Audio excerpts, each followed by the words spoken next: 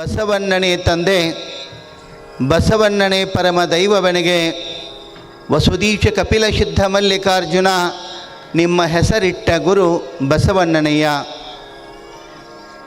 ಪರಮಗುರು ಪರಮಾರಾಧ್ಯರು ವಿಶ್ವವಂದ್ಯರಾದ ಪ್ರಾತಸ್ಮರಣೀಯರಾದ ಬಸವಾದಿ ಪ್ರಮಥರ ಮಹಾಚೇತನವನ್ನು ಎನ್ನ ಹೃನ್ಮಂದಿರದಲ್ಲಿ ಪ್ರತಿಷ್ಠಾಪಿಸಿಕೊಂಡು, ಕಾಗೆ ಮನೆಯೊಳಗೆ ಕೋಗಿಲೆ ಇರ್ತದೆ.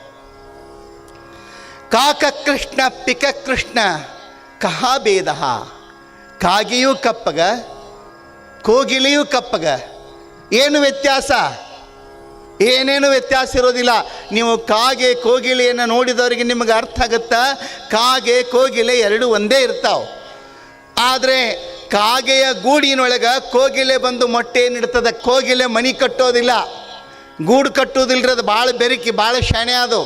ಅದು ಏನು ಮಾಡ್ತೈತಿ, ತಾನು ಗೂಡು ಕಟ್ಟಂಗಿಲ್ಲ, ತನ್ನಂತೆ ಇರುವ ಕಾಗೆಯ ಗೂಡಿನೊಳಗೆ ಮೊಟ್ಟೆಯನ್ನಿಡ್ತದ. ಅದು ಮೊಟ್ಟೆಯನ್ನಿಟ್ಟು ಹೋಗಿಬಿಡ್ತತಿ. ಆದರೆ ಕಾಗೆಗೆ ಮ್ಯಾಥ್ಸ್ ಬರಂಗಿಲ್ಲ ರೀ, ಭಾಳ ದೊಡ್ಡ ಡಿಫಿಕಲ್ಟ್. ಕಾಗೆಗೆ ಗಣಿತ ಬರಂಗಿಲ್ಲ. ಕಾಗೆಗೆ ಗಣಿತ ಬರೋದಿಲ್ಲ. ಅದು ಮೊಟ್ಟೆ ನನ್ನನ್ನು ನಾನು ಎಷ್ಟಿಟ್ಟಿದ್ನೋ ಅದೆಷ್ಟು ಬಂದು ಇವೆಲ್ಲಿಂದ ಬಂದು ಇದೆಲ್ಲ ವಿಚಾರ ಮಾಡಲ್ಲ. ತನ್ನ ಮೊಟ್ಟೆಗಳ ಜೊತೆಗೆ ಅದಕ್ಕೂ ಕಾವು ಕೊಡ್ತದ. ಅವು ಮರಿಯಾಗಿ ಬಂದ ನಂತರ ತನ್ನ ಮರಿಗಳ ಜೊತೆಗೆ ಅವಕ್ಕೂ ಗುಟಕ ಕೊಡ್ತದ, ಬೆಳೆಸ್ತದ, ಜೋಪಾನ ಮಾಡ್ತದ. ಕೋಗಿಲೆ ಮರಿಗಳು ದೊಡ್ಡ ಆಗ್ತಾವ. ಅವಾಗ ಕಾಗಿ ಎಲ್ಲವಕ್ಕೂ ಕುಕ್ಕಿ ಕಾ ಕಾ ಅನ್ನು ಕಾ ಕಾ ಅನ್ನು ಒತ್ತೆತ್ತಿ ಹೇಳ್ತಿರ್ತದ. ಆ ಕಾಗಿ ಮರಿಗಳೆಲ್ಲ ಕಾ ಕಾ ಅಂತಿರ್ತಾವೆ. ಈ ಕೋಗಿಲೆ ಮರಿಗಳು ಇವು ಕುಹುಕ್ಕು ಅನ್ನಕತ್ತಾವ. ಕಾಗಿ ಅಂತದ ಹಿಂಗಲ್ಲ, ಕಾ ಕಾ ಅನ್ನು ನಾ ಅನ್ನೋದಿಲ್ಲ. ಕುಹುಕ್ಕು ಅದು ಕೋಗಿಲೆ ಮರಿ. ಅದು ಹೆಂಗೆ ಕಾಕ ಅನ್ನಬೇಕು? ಕಾಗೆ ಮನೆಯೊಳಗೆ ಕುತ್ಕೊಂಡು ಕಾಕ ಅನ್ನೋದಕ್ಕಾಗೋದಿಲ್ಲ ಅಂತಂದರೆ ಕಾಗೆ ಅಂತದ, ನೀನು ನನ್ನ ಮರಿಯಲ್ಲ, ಎಲ್ಲೋ ಬಂದು ಹೊಕ್ಕೊಂಡದಿ, ಜಾಗ ಬಿಡನಿ ಅಂಥೇಳಿ ಕುಕ್ಕಿ ಕುಕ್ಕಿ ಎಬಿಸಿ ಕಳಿಸ್ತದ. ಕಾಗೆಯ ಮನೆಯೊಳಗೆ ಕೋಗಿಲೆ ಇದ್ದರೂ ಸಹಿತ ತನ್ನ ಕೋಗಿಲೆಯ ತನವನ್ನು ಮರೀಲಾರದೆ ಅದು ಕೋಗಿಲೆಯಾಗಿ ಹೆಂಗೆ ಕಾಗೆ ಮನೆಯಿಂದ ಹೊರಗೆ ಬರ್ತದೋ, ಈ ಆಧ್ಯಾತ್ಮ ವ್ಯವಸ್ಥೆಯೊಳಗೆ ಆಧ್ಯಾತ್ಮದ ಕೋಗಿಲೆಯಾದ ಈ ಬಸವ ಅನ್ನೋ ಒಂದು ಜೀವ ಆ ಕಾಗೆಯ ಮನೆಯಿಂದ ಹೊರಗೆ ಬರ್ತದೆ.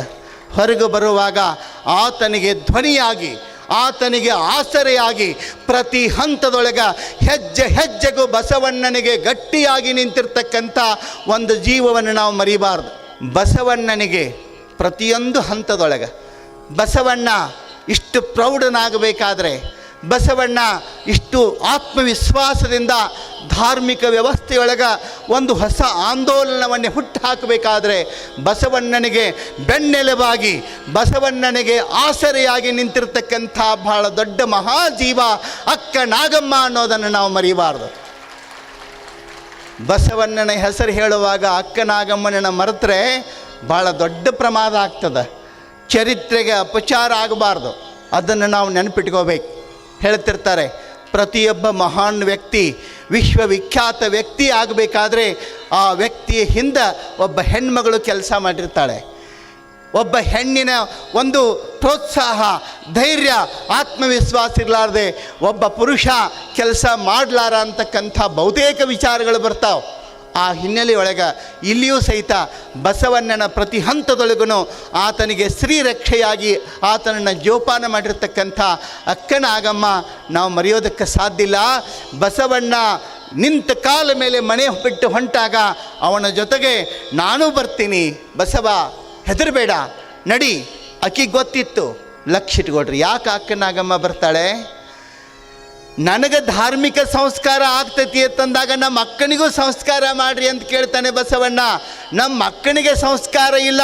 ಇಡೀ ಪ್ರಪಂಚದೊಳಗೆ ಎಷ್ಟು ಜನ ಗಂಡು ಮಕ್ಕಳಿದಾರೋ ಅಷ್ಟು ಜನ ಹೆಣ್ಮಕ್ಳಿದ್ದಾರೆ. ಇಡೀ ಹೆಣ್ಮಕ್ಕಳ ಕುಲವೇ ಸಂಸ್ಕಾರರಹಿತವಾಗಿ ಒಂದು ಕನಿಷ್ಠ ರೀತಿಯೊಳಗೆ ಬದುಕಿ ಕನಿಷ್ಠ ರೀತಿಯೊಳಗೆ ಸಾಯ್ತಾರೆ ಅಂತಂದರೆ ಅದಕ್ಕಿಂತಲೂ ನಾಚಿಗೇಡಿನ ಸಂಗತಿ ಮತ್ತೊಂದು ಏನಿದೆ.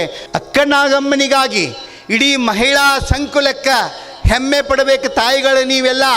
ಬಸವಣ್ಣ ಮನೆ ಬಿಟ್ಟು ಬಂದ, ಎಲ್ಲೋ IAS ಆಫೀಸರ್ ಆಗಬೇಕು, ಹಾಸ್ಟೆಲ್ನಾಗಿದ್ದು ಓದಿ ನೌಕರಿ ಹಿಡಿದು ಹೆಂಡತಿನ ಕರ್ಕೊಂಡು ಮಕ್ಕಳ ಕರ್ಕೊಂಡು ಎಲ್ಲರೂ ಇರಬೇಕಂತ ಮನೆ ಬಿಟ್ಟು ಬಂದನ್ರಿ. ಎದಕ್ಕೆ ಬಂದ ಬಸವಣ್ಣ? ಯಾವ ವ್ಯವಸ್ಥೆಯೊಳಗ ನಮ್ಮ ತಾಯಿಗಳಿಗೆ ಸಂಸ್ಕಾರ ಇಲ್ಲೋ, ನನ್ನ ತಾಯಿಗಳಿಗೆ, ನನ್ನ ನೆಲದ ಅವ್ವಗಳಿಗೆ ಸಂಸ್ಕಾರವನ್ನು ಕೊಡುವುದಕ್ಕಾಗಿ ಬಸವಣ್ಣ ಎಲ್ಲವನ್ನ ಬಿಟ್ಟು ತ್ಯಾಗ ಮಾಡಿ ಬರ್ತಾನೆ ಅಂತಂದರೆ, ಬಸವಣ್ಣನಿಗಾಗಿ ತಾಯಿಗಳು ನೀವು ತ್ಯಾಗ ಮಾಡ್ರಿ. ನಿಮ್ಮ ಸಲುವಾಗಿ ಬಸವಣ್ಣ ಧ್ವನಿ ಎತ್ತಿದ್ದಾನೆ.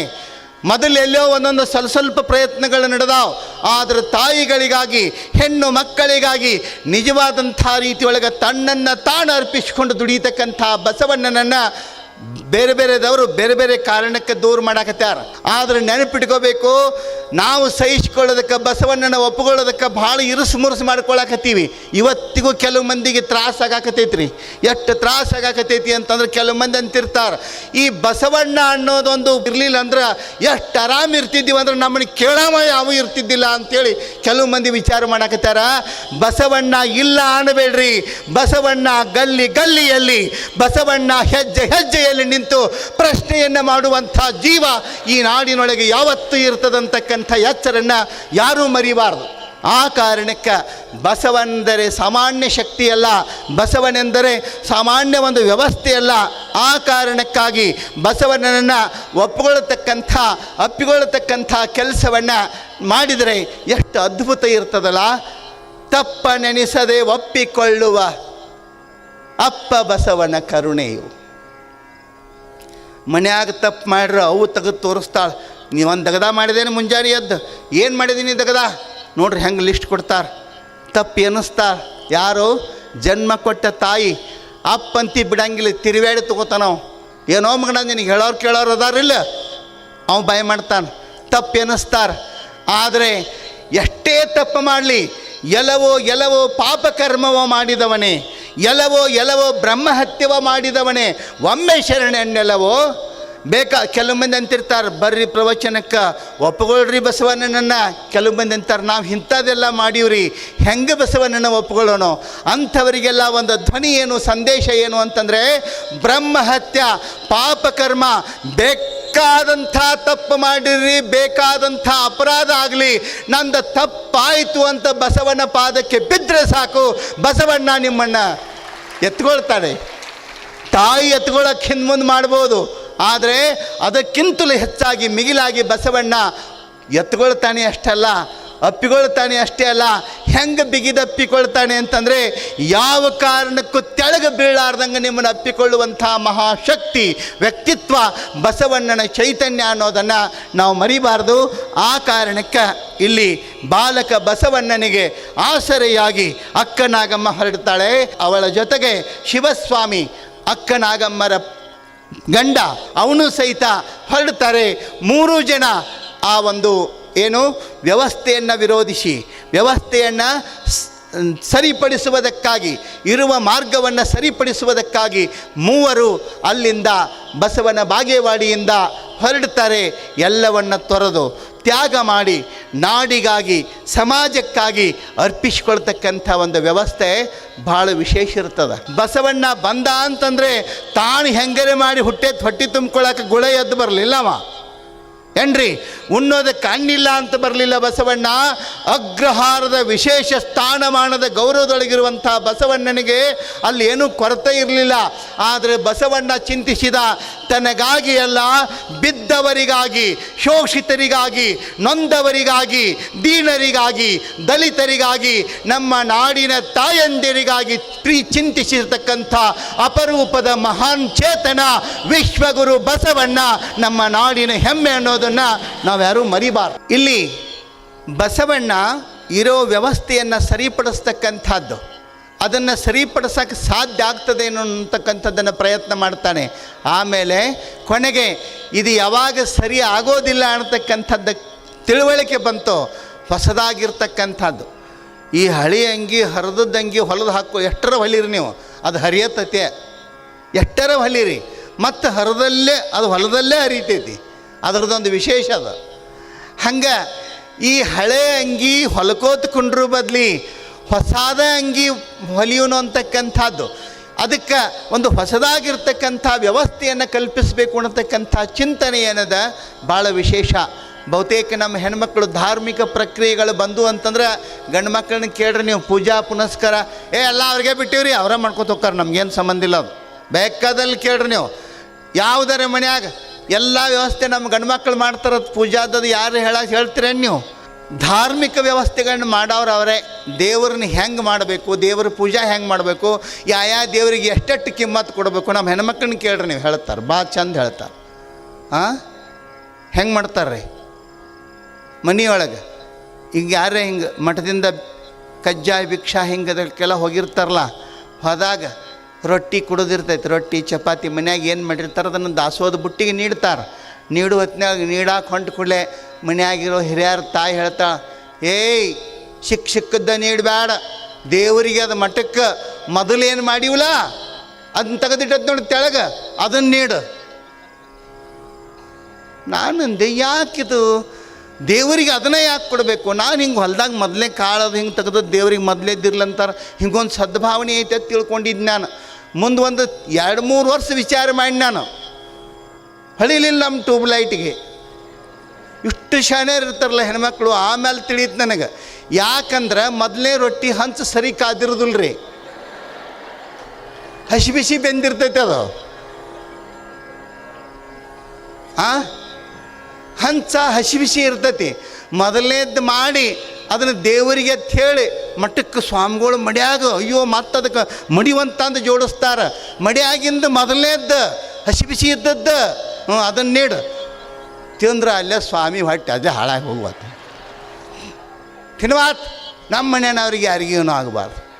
ಬಾ ಮೊದಲನೇದ್ದ ನಾ ಹೇಳ್ತೀನಿ, ಅಕಸ್ಮಾತ್ ಇನ್ನು ಯಾರ್ದಾರ ಮನೆಗೆ ರೊಟ್ಟಿ ಬುಟ್ಟಿ ಬತ್ತಿ ಯಾವುದಾರ ಮಠದ ದಾಸೋದ್ದು ಅಂತಂದ್ರೆ ಮೊದಲನೇದ್ದು ನೀಡಬೇಡ್ರಿ, ಅದಕ್ಕೆ 2ನೇದ್ದು ನೀಡ್ರಿ. ಯಾವ ನೀಡಿಸ್ಕೊಳ್ಳೋದಿಲ್ಲ ಬಂದು ನನಗೆ ಹೇಳ್ರಿ, ನಾನು ನೋಡ್ತೇನೆ ಅವನ್ನ. ಬ್ಯಾಡತ್ ಯಾವ ಹೇಳ್ತಾನೆ, ಏನಿಲ್ಲ, ಅದು ಇರೋದೇ ಬೇರೆ. ನೋಡ್ರಿ ನೀವು, ದೇವರಿಗೆ ನೈವೇದ್ಯದ ಹೋಳಿಗೆನೇ ಬೇರೆ ಇರ್ತಾವ, ನಮ್ಮ ಹೋಳಿಗೆನೇ ಬೇರೆ ಇರ್ತಾವೆ. ದೇವರಿಗೆ ನೈವೇದ್ಯಕ್ಕಂತ ಇಟೀಟ ಇಲಿ ಕಿವಿ ಇದ್ದಂಗೆ ಇರ್ತಾವೆ, ಇಟೀಟ ಮಾಡಿ ಅದ್ರಾಗ ಹೂರ್ನೇ ಇರಂಗಿಲ್ಲ, ಏನಿಲ್ಲ. ಅವು ದೇವರಿಗೆ ದೇವ್ರೇನು ಅಟ್ಟೇನು ಅಷ್ಟು ಉಣ್ಬೇಕಂತ ಭಾಳ ಉಂಡಂದ್ರೆ ದೇವರಿಗೆ ಶುಗರ್ ಬತ್ತಂದ್ರೆ ಏನು ಮಾಡೋದು? ಹೌದಿಲ್ರಿ? ದೇವ್ರ ಹೋಳಿಗೆ ಇಟ್ಟಿಟ ನಮ್ಮ ನೋಡ್ಬೇಕ್ರಿ, 2 ಕೈಲಿ ಎತ್ತಿವ್ರು ಎತ್ತವಂಗಿಲ್ಲ, ಅಟ್ಟು ದೊಡ್ಡ ಇರ್ತಾವೆ, ಹೂರ್ನ ತುಂಬಿರ್ತೈತಿ. ಅವು ನಮ್ಮ ಹೋಳಿಗೆ ಇಟೀಟ ಮಾಡಿ ಅವನು ದೇವರಿಗೆ ಹಿಡಿಯೋದು. ಅದರ ಅರ್ಥ ಇಂಥವೆಲ್ಲ ಸೂಕ್ಷ್ಮತೆಯನ್ನು ಕೇಳಬೇಕು, ಅವು ಮಾಡಬೇಕು. ಹೆಣ್ಮಕ್ಳನ್ನ ಕೇಳೇ ಮಾಡ್ಬೇಕ್ರಿ, ಗಂಡು ಮಕ್ಕಳಿಗೆ ಬರೋದಿಲ್ಲ ಇದು. ಅಕಸ್ಮಾತ್ ಎಲ್ಲರೇ ಹೋಗಿ ದಕ್ಷಿಣ ಇಡೋಂದು ಕುಲಿ ತೆಗೆದು ದೊಡ್ಡ ನೋಟ ತೆಗಿತಿರ್ತಾರೆ, ಅದನ್ನ ತೆಗಿ ಬೇರೆದು ಕೊಡ್ತೀನಿ ಇಲ್ಲಿ, ಗೊತ್ತಾಗೋದಿಲ್ಲ ರೀ ಅವ್ರಿಗೆ. ಆ ಸೂಕ್ಷ್ಮ ಕೇಳಬೇಕು ಹೆಣ್ಮಕ್ಳನ್ನ. ಅಟ್ಟ ನೋಡಿ ದೇವರಿಗೆ ಎತ್ತಿ ಒಗೆದು ಕಟ್ಟಂತ ಸಪ್ಪಳಾಗಿ ಏನೋ ದಕ್ಷಿಣ ಬಿತ್ತ ತಿಳ್ಕೊಂಡು ಅಟ್ರಾಗ ಸಮಾಧಾನ ಪಟ್ಟಿರ್ಬೇಕು. ನೋಟ್ ಗೀಟ್ ಹಾಕಕ್ಕೆ ಹೋಗೋದಿಲ್ಲ. ಆ ಹಿನ್ನೆಲೆಯೊಳಗೆ ಧರ್ಮವನ್ನು ತಿಳಿದು ಮಾಡುವಂಥದ್ದು ಬೇರೆ, ಮನಸಾರೆ ಮಾಡುವಂಥದ್ದು ಬೇರೆ, ಕಾಟಾಚಾರಕ್ಕೆ ಮಾಡುವಂಥದ್ದು ಬೇರೆ. ಇಂಥ ಗೊಂದಲಗಳು ಬೇಡ. ಇದಕ್ಕೊಂದು ಸ್ಪಷ್ಟವಾದ ವ್ಯವಸ್ಥೆಯನ್ನು ತರೋಣ, ಎಲ್ಲವನ್ನು ಸರಿಪಡಿಸೋಣಂತಕ್ಕಂಥ ಹಿನ್ನೆಲೆಯೊಳಗೆ ಬಸವಣ್ಣ ಮನೆ ಬಿಟ್ಟು ಹೊಂಟಾಗ ಅಕ್ಕನಾಗಮ್ಮ ಶಿವಸ್ವಾಮಿ ಅವರ ಜೊತೆಗೆ ಬರ್ತಾರೆ. ಅವರು ಬಸವನ ಬಾಗೇವಾಡಿಯಿಂದ ಹೊರಡ್ತಾರೆ, ಮನೆಯನ್ನು ಬಿಟ್ಟು ಬರ್ತಾರೆ, ಹೊರಡ್ತಾರೆ. ಎಲ್ಲಿಗೆ ಹೊರಡ್ತಾರೆ ಅನ್ನೋದನ್ನು, ಎಲ್ಲಿಗೆ ಬರ್ತಾರೆ ಅನ್ನೋದನ್ನು ಇವತ್ತು ನೋಡೋದಿಲ್ಲ, ಅಲ್ಲಿಂದ ಬರಬೇಕ್ರಿ, ಟೈಮ್ ಬೇಕು ಅವ್ರಿಗೆ.